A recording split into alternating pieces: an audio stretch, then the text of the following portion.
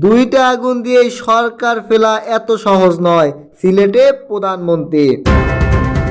সিলেটবাসীর ওয়াদা নিয়ে প্রচার শুরু করেছে শেখ হাসিনা।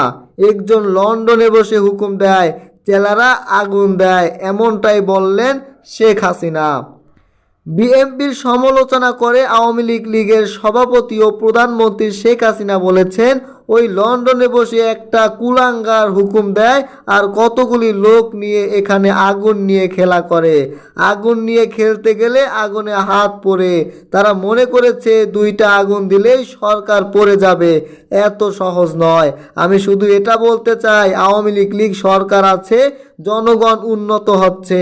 সিলেটের ঐতিহাসিক সরকারি আলিমা মাদ্রাসার মাঠে গতকাল বুধবার বিকেল জেলা ও মহানগর আওয়ামী লীগের আয়োজিত বিশাল নির্বাচন সভায় প্রধান অতিথির বক্তব্য শেখ হাসিনা এসব কথা বলেন। এ সময় তার সঙ্গে বঙ্গবন্ধুর ছোট কন্যা শেখ রেহেনা, আওয়ামী লীগের সাধারণ সম্পাদক ওবায়দুল কাদের সহ কেন্দ্রীয় নেতারা উপস্থিত ছিলেন।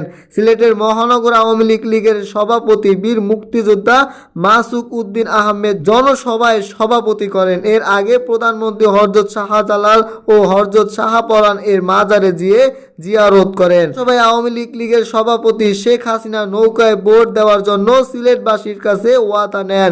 তিনি বলেন, আগামী নির্বাচনে আমরা যাদের নৌকা মার্কা প্রার্থী দিয়েছি তাদের ভোট দিয়ে দেশের সেবা করার সুযোগ দেন।